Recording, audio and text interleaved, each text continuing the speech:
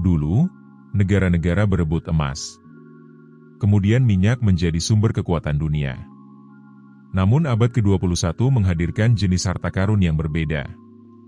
Mineral yang mungkin tidak dikenal banyak orang, tetapi menjadi fondasi kendaraan listrik, kecerdasan buatan, energi terbarukan, hingga teknologi militer modern. Lithium, nikel, rare earth elements.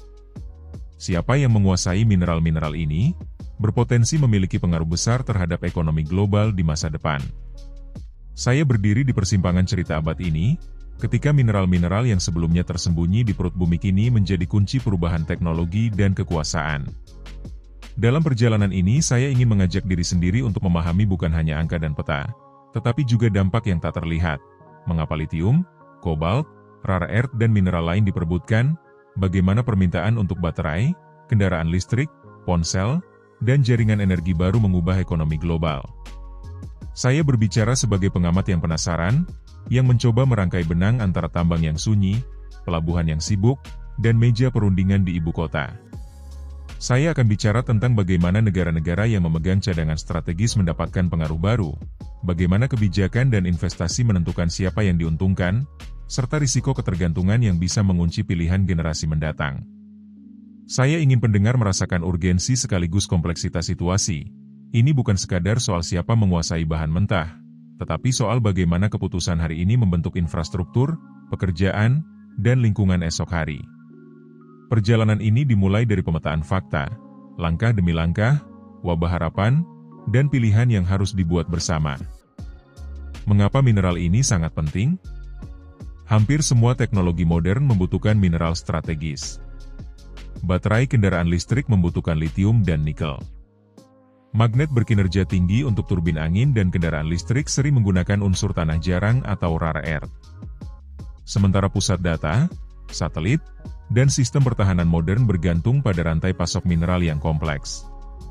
Karena itu, banyak negara mulai memandang mineral ini sebagai aset strategis. Ketika saya menelusuri jejak tambang dan pelabuhan, saya menemukan jaringan panjang yang menghubungkan lokasi penambangan dengan pabrik pengolahan dan pasar ekspor. Di satu sisi ada teknologi tinggi yang membutuhkan material murni, di sisi lain ada komunitas di sekitar tambang yang bergantung pada lahan dan sumber daya lokal. Saya mencoba menggambarkan bagaimana keputusan politik dan investasi membentuk rute-rute perdagangan ini, inspeksi izin, perjanjian konsesi, dan negosiasi harga yang kadang dipengaruhi oleh tujuan strategis. Ada proses ekstraksi yang berisiko bagi lingkungan, ada tantangan pengelolaan limbah, dan ada tantangan menyamakan standar keselamatan kerja. Saya menceritakan tentang bagaimana kebijakan ekspor-impor dan aliansi regional dapat mengubah keseimbangan kekuatan, serta bagaimana negara-negara yang berhasil mengembangkan industri hilir mendapatkan manfaat tambahan dari nilai tambah pengolahan. Dalam pengamatan saya, dominasi atas mineral bukan hanya soal cadangan alam, tetapi juga tentang kemampuan teknologi, regulasi, dan infrastruktur logistik. Saya sering berpikir bahwa memahami sisi rantai pasok adalah kunci untuk melihat siapa benar-benar memegang kendali di era baru ini. Chili dan Kerajaan Lithium. Di Gurun Atacama terdapat salah satu sumber lithium terbesar di dunia. Mineral ini sering dijuluki emas putih karena perannya dalam baterai modern. Permintaan global terhadap lithium meningkat seiring berkembangnya kendaraan listrik dan penyimpanan energi. Karena itulah Chili menjadi pemain penting dalam rantai pasok energi masa depan.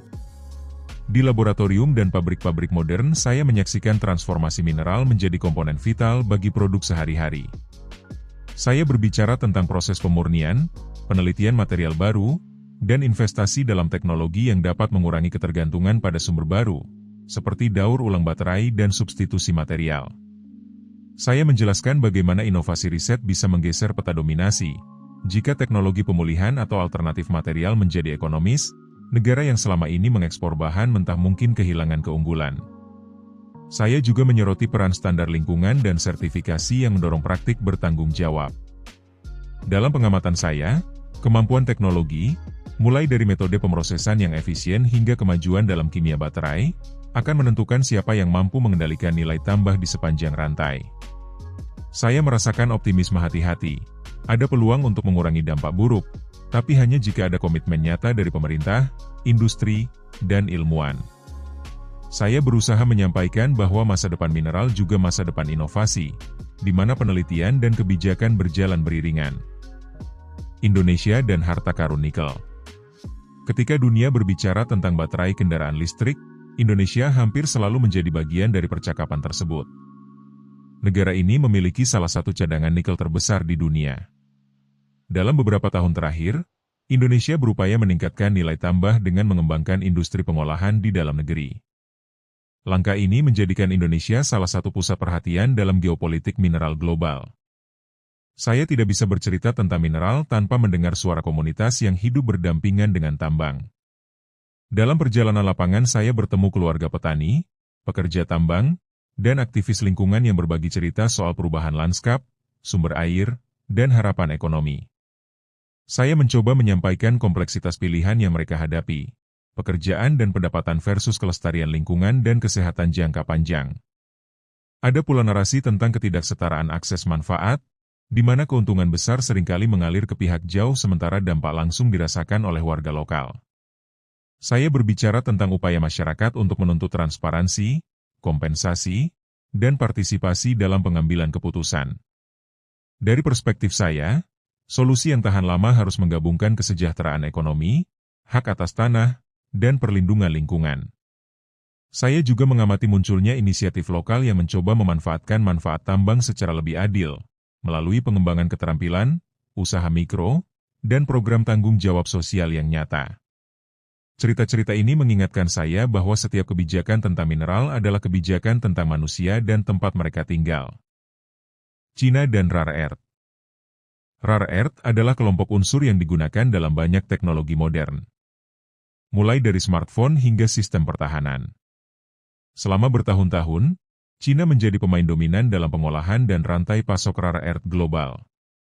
Posisi ini memberikan pengaruh besar dalam industri teknologi dunia. Perang mineral masa depan.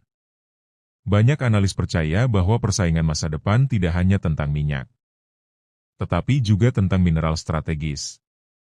Negara-negara berlomba mengamankan pasokan bahan baku. Perusahaan teknologi mencari sumber baru. Dan pemerintah berusaha mengurangi ketergantungan pada rantai pasok tertentu. Inilah yang membuat mineral menjadi bagian penting dari geopolitik abad ke-21. Emas membentuk masa lalu. Minyak membentuk abad ke-20.